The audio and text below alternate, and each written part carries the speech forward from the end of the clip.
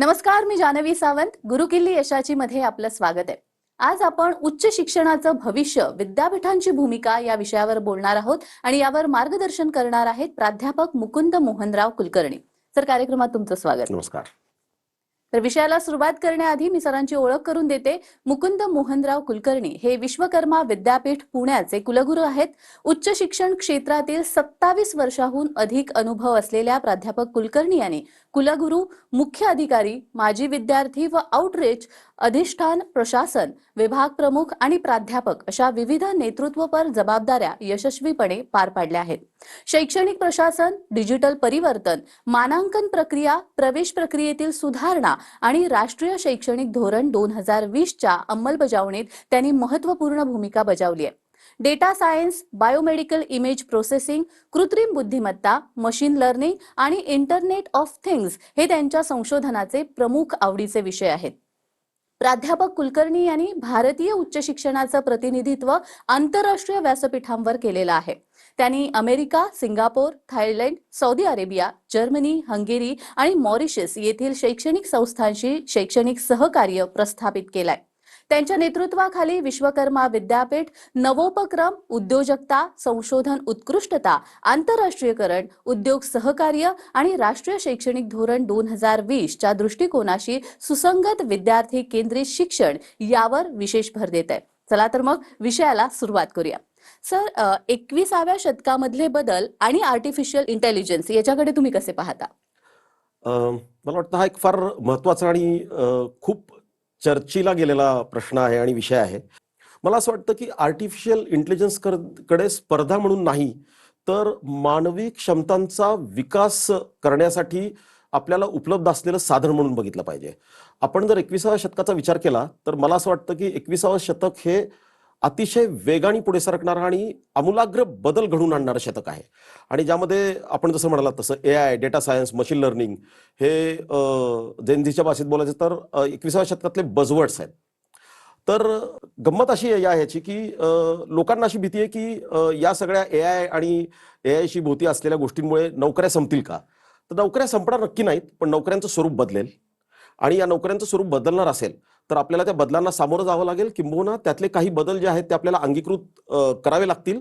आणि आपल्याला जसं एक 15-20 वर्षापूर्वी मोबाईल हा आवश्यक गोष्ट वाटत नव्हती, पण आज mobile has become a integral part of our life, तसं AIच्या बाबतीत होईल.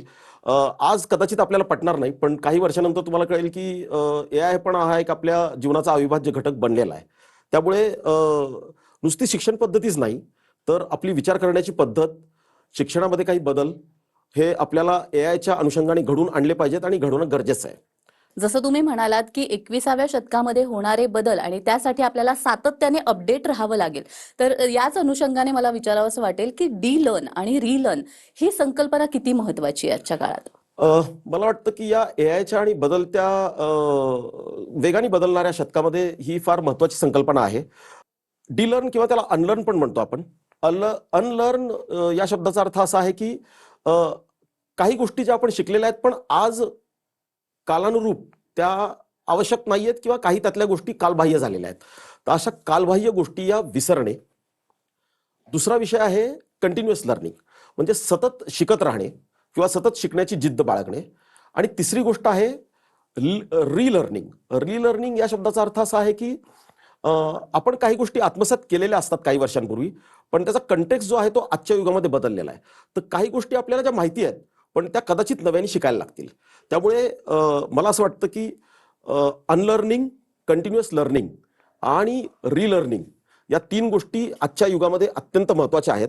आणि त्या दृष्टीने मी एक छोटंसं उदाहरण आपल्याला देऊ इच्छितो की एक 15 वर्षापूर्वीपर्यंत तुम्ही कार त्याच्याकडे एक एक साधन म्हणून बघितलं तर कार ही एक मेकॅनिकल इंजिनियरनी विकसित करण्याची एक सामग्री किंवा विकसित करण्याचं उपकरण असं म्हणून त्याच्याकडे बघितलं जायचं. आणि किंबहुना वर्षानुवर्ष कारला एक मेकॅनिकल डिव्हाइस म्हणून बघितलं गेलं, ज्यामध्ये आपण traditionally two stroke engine, 4 stroke engine, chassis design या सगळ्या गोष्टी मेकॅनिकल इंजिनिअरिंगशी रिलेटेड होत्या, त्यामुळे त्यामध्ये शिकवायचो. पण तुम्ही आजच्या युगातली कार जर बघितली, मग तुम्ही हायब्रिड कारचं उदाहरण घ्या, इलेक्ट्रिक कारचं उदाहरण घ्या, कार ही काही फक्त मेकॅनिकल इंजिनिअरिंग पुरती राहिलेली नाहीये.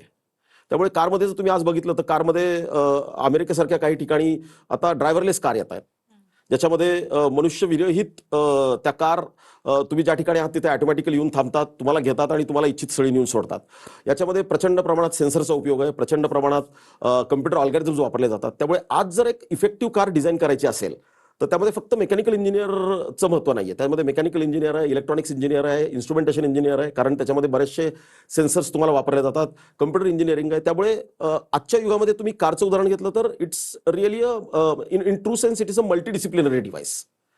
तर त्यामुळे मला जर कारशी संबंधित काही जुन्या गोष्टी असतील तर त्या विसरून जायला लागतील. काही गोष्टी असतील ज्या मला माहिती आहेत त्या नव्याने शिकायला पण लागतील. तर याला आपण म्हणतो अनलर्निंग, कंटिन्युअस लर्निंग आणि रिलर्निंग. आणि याच्याशीच सुसंगत असा अभ्यासक्रम आपल्याला विद्यापीठांनी डिझाईन करणं गरजेचं आहे. सगळ्याच विद्यापीठांनी डिझाईन करणं गरजेचं आहे. पण आम्ही विश्वकर्मा विद्यापीठामध्ये याच्याशी संबंधित काही गोष्टी प्रकर्षाने आम्ही अंमलात आणल्यात. त्याचा एक भाग म्हणजे आम्ही खूप वेगाने आमचा अभ्यासक्रम बदलतो आणि हा अभ्यासक्रम बदलताना आम्ही इंडस्ट्रीशी कायम कनेक्ट राहतो. वेगवेगळ्या इंडस्ट्रीतले सिनियर प्रोफेशनल्स हे आमच्या वेगवेगळ्या बोर्डावरती आहेत, त्यांचे आम्ही इनपुट घेतो, आमच्या ॲल्युमिनायचे इनपुट्स घेतो आणि त्याप्रमाणे आमच्या अभ्यासक्रमामध्ये बदल करतो.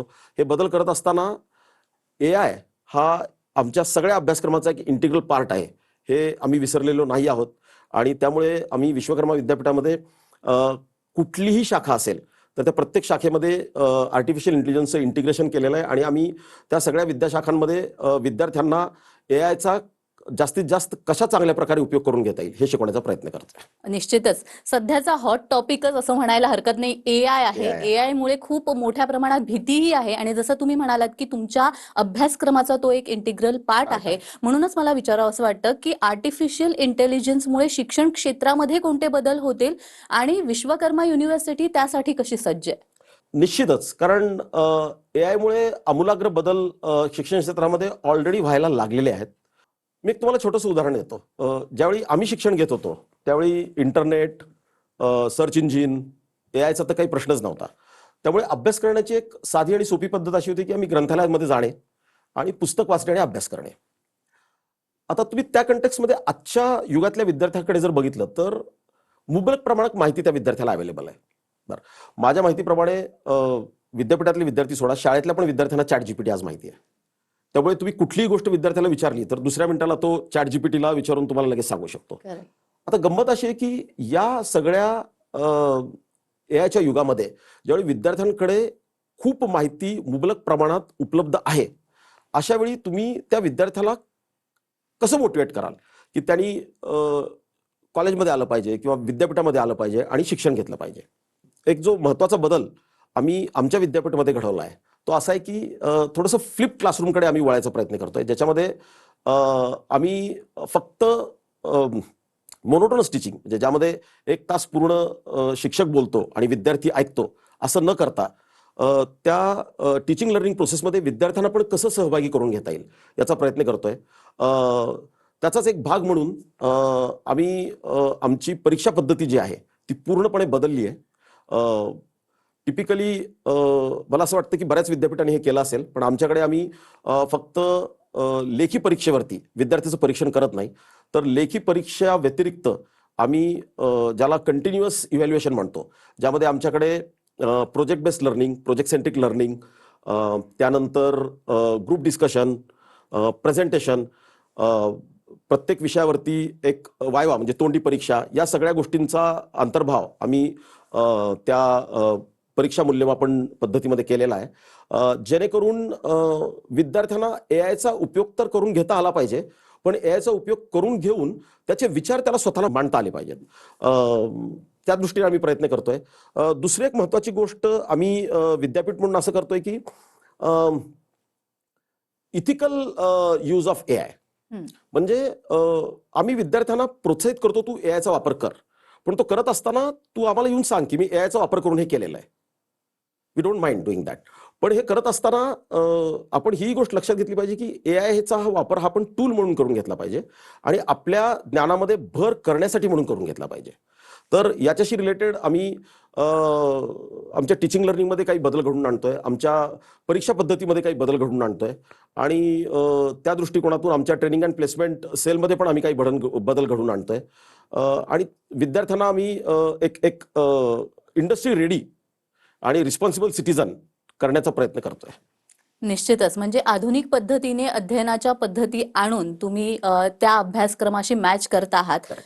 या पद्धतींविषयी सुद्धा मला जाणून घ्यायचं आहे आणि मुळात विश्वकर्मा विद्यापीठाचा जो इंडस्ट्री कनेक्ट उपक्रम आहे त्याविषयी सुद्धा मला जाणून घ्यायचं आहे. हा एक खूप वर्षांपासून चर्चेला गेलेला विषय आहे की इंडस्ट्री अकॅडमिया कनेक्ट. म्हणजे इंडस्ट्रीचं असं म्हणणं असतं की विद्यापीठामध्ये ट्रॅडिशनली तेच विषय शिकवले जातात ज्याचा इंडस्ट्रीला काही फारसा उपयोग होत नाही, आणि विद्यापीठाचं असं म्हणणं असतं की इंडस्ट्री पुढे येऊन आम्हाला सांगत नाही की त्यांना काय हवंय. आणि मला असं वाटतं की हा एक कुठेतरी ज्याला आपण ब्रेकिंग द बॅरियर म्हणतो, तर आम्ही असं ठरवलं की आपण इंडस्ट्रीकडे जाऊया, आपण इंडस्ट्रीला विचारूया की तुम्हाला काय हवंय आणि तुम्हाला काय प्रकारचं शिक्षण आमच्या विद्यार्थ्यांनी घेणं अपेक्षित आहे. आणि त्या दृष्टीने आम्ही एक इंडस्ट्री इन्स्टिट्यूट इंटरॅक्शन सेल हा एक 2 वर्षापूर्वी एस्टॅब्लिश केला, ज्याच्यामध्ये आमचे बरेचसे शिक्षक आम्ही सहभागी करून घेतले. आणि हे शिक्षक त्यांच्याशी संबंधित वेगवेगळ्या उद्योजकांकडे वेगवेगळ्या इंडस्ट्रीमध्ये जातात, तिथे काय चाललं हे बघतात आणि त्याचं नॉलेज घेऊन येऊन त्याप्रमाणे आमचे अभ्यासक्रम तयार करतात. हा झाला एक भाग. दुसरं, आम्ही आमची पूर्ण शिक्षण पद्धती जी आहे, ज्याला आपण प्रोजेक्ट बेस्ड लर्निंग आणि प्रोजेक्ट सेंट्रिक लर्निंग म्हणतो, त्याच्यावर आधारित आमचे अभ्यासक्रम तयार केले, ज्याच्यामध्ये लर्निंग बाय डुईंग, म्हणजे विद्यार्थ्यांना फक्त थिअरी न शिकवता जी थिअरी विद्यार्थी शिकतो त्याला प्रॅक्टिसमध्ये कसं आणता येईल आणि त्यांनी स्वतः करून बघून त्याला कसं शिकता येईल याच्यावर आधारित आम्ही आता शिक्षण देण्याचा प्रयत्न करतोय. आणि त्याचाच एक भाग म्हणून आमच्याकडे विद्यार्थ्याला प्रत्येक सेमिस्टरमध्ये जे विषय शिकवले जातात त्या प्रत्येक विषयामध्ये त्याला एक छोटा प्रोजेक्ट करणं अपेक्षित आहे. तो ग्रुप प्रोजेक्ट असतो, एक 3 ते 4 विद्यार्थी म्हणून करतात, पण प्रत्येक विषयांमध्ये एक प्रोजेक्ट त्यांनी करणं अपेक्षित आहे. आणि तुम्ही जर बघितलं तर प्रथम वर्षापासून ते अंतिम वर्षापर्यंत विद्यार्थी साधारणतः 40 एक विषय शिकतो आणि 40 विषयांमध्ये प्रत्येक विषयामध्ये त्यांनी एक जरी प्रोजेक्ट केला तर असे कमीत कमी त्याला 40 ते 45 मिनी प्रोजेक्ट हे त्याच्या पूर्ण 4 वर्षाच्या शिक्षणामध्ये करायला लागतात. आम्हाला असं वाटतं की याचा नक्की त्यांना पुढे ज्यावेळी ते उद्योग जगामध्ये जातील याचा त्यांना नक्की फायदा होईल. त्याच्या व्यतिरिक्त आम्ही प्रत्येक विद्याशाखेमध्ये एक इंडस्ट्री ॲडवायझरी बोर्ड अशा नावाची संकल्पना आहे, ज्याच्यामध्ये इंडस्ट्रीतले सिनियर लोक हे आमच्या इंडस्ट्री ॲडवायझरी बोर्डवरती आहेत आणि ते आम्हाला वेळोवेळी येऊन मार्गदर्शन करतात. त्यांच्या फीडबॅकनुसार आम्ही आमच्या अभ्यासक्रमामध्ये बदल घडवणं गरजेचं असेल तर ते बदल घडवतो. आणि विद्यार्थ्यांना आम्ही जास्तीत जास्त इंडस्ट्री रेडी आणि उद्योग विश्वाला जे हवंय ते ज्ञान देण्याचा प्रयत्न करतो. निश्चितच. या उच्च शिक्षणाचं भविष्य काय असणार आहे आणि विश्वकर्मा विद्यापीठाची मुळात मला भूमिका जाणून घ्यायची आहे. मात्र कार्यक्रमात वेळ झालेली एका छोट्याशा विश्रांतीची. कुठेही जाऊ नका, पाहत रहा गुरुकिल्ली यशाची.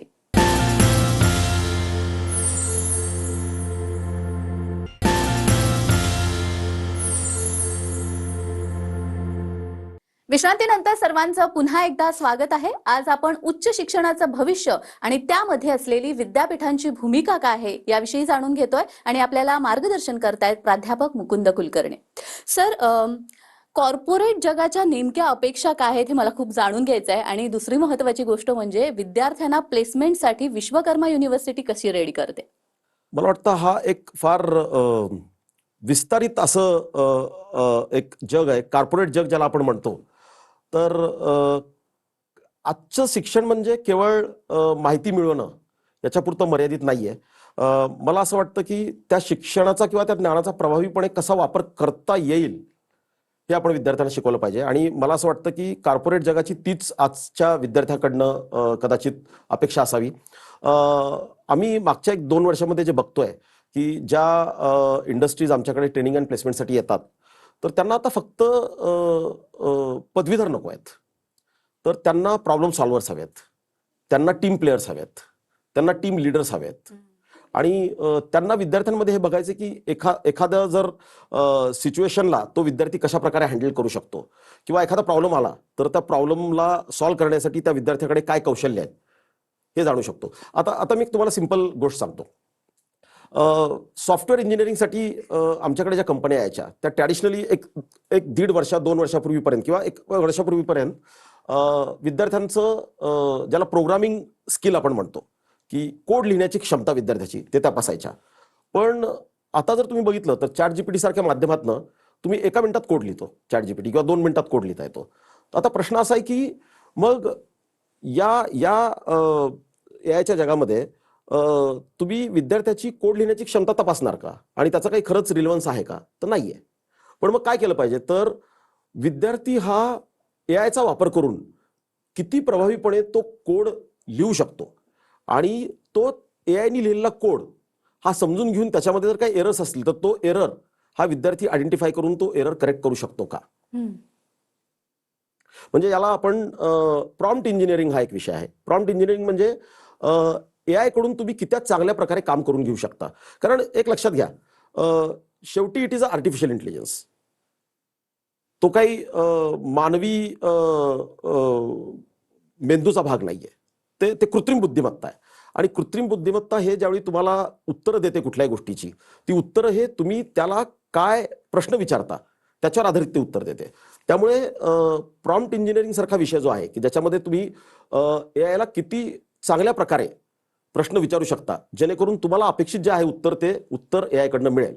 तर या सगळ्या गोष्टी ज्या आहेत त्या मला असं वाटतं की विद्यार्थ्यांमध्ये कॉर्पोरेट जग आज बघतंय की प्रॉब्लेम सॉल्व्हर तो आहे का, तो टीम प्लेअर आहे का, तो टीम लीडर आहे का आणि इफेक्टिव्ह कम्युनिकेशन स्किल त्याच्याकडे आहे का. आणि या दृष्टीने मला असं वाटतं की विद्यापीठांमध्ये थोडेसे बदल त्याही दृष्टिकोनातून आपण घडवून आणणं गरजेचं आहे. जे आम्ही विश्वकर्मा विद्यापीठामध्ये ऑलरेडी हे बदल घडवून आणायला सुरुवात केलेले आहेत. पहिला बदल जो आम्ही घडवला आहे तो आम्ही ट्रेनिंग अँड प्लेसमेंट सेलला फक्त प्लेसमेंट सेल पुरतं मर्यादित न ठेवता ट्रेनिंगवरती आता खूप आम्ही फोकस आमचा आणलेला आहे. ज्याच्यामध्ये आम्ही कॉर्पोरेट जगताशी वेगवेगळे टायअप करून ज्याला आपण कॉर्पोरेट लीडर्स म्हणतो त्या लोकांना आम्ही आमंत्रित करतो. त्यांचे खूप सारे सेशन्स आमच्या विद्यार्थ्यांसाठी ठेवतो.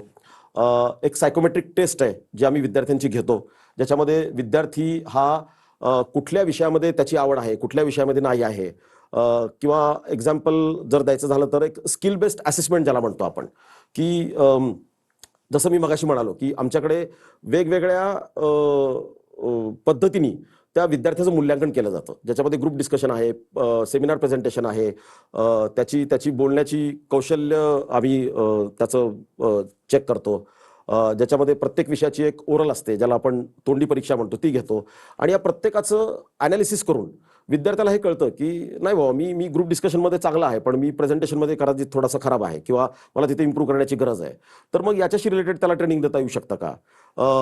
एमकॅट सारख्या काही लॉजिकल रिझनिंग आणि ॲप्टिट्यूड टेस्टच्या ज्या परीक्षा आहेत त्या परीक्षा आम्ही विद्यार्थ्यांना द्यायला लावतो.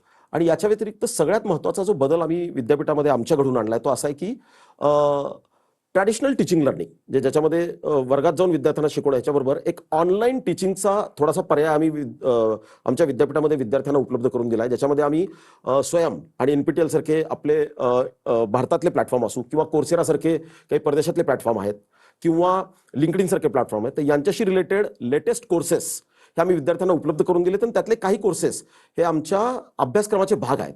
त्याच्यामध्ये विद्यार्थ्यांना ते कोर्सेस कंप्लीट करून त्याचे सर्टिफिकेट एक्झाम देऊन ती एक्झाम पास व्हायला लागते आणि त्यानंतरच त्या विषयाशी रिलेटेड ग्रेड त्यांना मिळतो. जेणेकरून फक्त क्लासरूम पुरतं तुमचं टीचिंग लर्निंग मर्यादित न राहता एक स्टेप पुढे जाऊन कॉर्पोरेट जगामध्ये पण काय चाललंय हे त्यांना कळेल आणि त्याच्याशी रिलेटेड काही ऑनलाईन कोर्सेस काही सर्टिफिकेशन एक्झाम्स विद्यार्थ्यांना आम्ही देण्यासाठी प्रोत्साहित करतो. काही गोष्टीत आम्ही त्यांना बंधनकारकपणे केलेलं आहे. तर मंडळी, विश्वकर्मा विद्यापीठाने असे अनेक विद्यार्थी घडवले आणि घडवते आहे. यातल्याच एका विद्यार्थ्याचं मनोगत ऐकूयात. This is a buzzing campus where our passion meets purpose, where our ideas turn into innovations and students transform into leaders. At Vishwakarma University, leadership isn't optional, it's a way of life. And beyond academics, our campus thrives with energy, jamming sessions, competitive sports, cultural activities, exciting field visits, and industrial exposures that help us connect to the real world. We have a lot of clubs to choose from, such as the Nature and Environment Club, our HR Club, Marketing Club, and the Entrepreneurship Club. It helps us to boost our resilience, build confidence, and boost our personality. It helps us to lead boldly and execute ideas into the real world. तर विद्यार्थी मित्रांनो, तुम्हालाही जर तुमची स्वप्न पूर्ण करायची असतील तर विश्वकर्मा विद्यापीठाला आजच संपर्क करा. सर, शेवटी जाता जाता विद्यार्थ्यांसाठी काय संदेश द्याल? मला असं वाटतं की जी चर्चेला सुरुवात केली आपण AI आणि बदलत्या काळातील शिक्षण, तर हे सगळं जरी खरं असलं तरी मला असं वाटतं की विद्यार्थ्यांसाठी माझा एक सिंपल आणि साधा संदेश आहे की भविष्य हे बदलांचे आहे, भीतीचे नक्की नाही आहे. आणि त्यामुळे बदलांना पॉझिटिव्हली म्हणजे सकारात्मक पद्धतीने सामोरे जा. तुमच्यातला प्रामाणिकपणा तसाच ठेवा. सतत शिकत राहा, तंत्रज्ञान स्वीकारा, बदल स्वीकारा आणि मोठी स्वप्ने बघा. आणि हे करण्यासाठी विश्वकर्मा विद्यापीठ तुमच्याबरोबर सतत असेल. तुम्ही कृपया विश्वकर्मा विद्यापीठाची वेबसाईट आमची बघू शकता. तुम्हाला वेळ असेल तर तुम्ही आमच्या विद्यापीठाच्या कॅम्पसवरती येऊन आमच्याशी संपर्क साधू शकता आणि तुमची स्वप्न पूर्ण करण्यासाठी आम्ही कटिबद्ध आहोत. मी जाता जाता एवढंच सांगेन की विश्वकर्मा विद्यापीठ हे विद्यार्थ्यांना केवळ पदवी देत नाही, तर बदलत्या जगात यशस्वी होण्यासाठी आम्ही त्यांना आवश्यक ज्ञान, आवश्यक कौशल्य, आवश्यक मूल्ये आणि आत्मविश्वास हे प्रदान करण्याचं काम करतो. तर विद्यार्थ्यांनो, तुमच्यामध्ये क्षमता आहे, त्याला योग्य संधीची जोड द्या आणि विश्वकर्मा विद्यापीठामध्ये प्रवेश घ्यायचा असेल तर स्क्रीनवर दिलेल्या फोन नंबरवर नक्की संपर्क करा. सर, तुम्ही इथे आलात आणि खूप छान मार्गदर्शन केलं, त्यासाठी खूप खूप धन्यवाद. धन्यवाद. TV9 मराठीचे मनपूर्वक धन्यवाद. तर गुरुकिल्ली यशाची मध्ये आज आपण इथेच थांबतोय. पुन्हा भेटूया एका नवीन विषयासह. तुम्ही कुठेही जाऊ नका, पाहत रहा TV9 मराठी.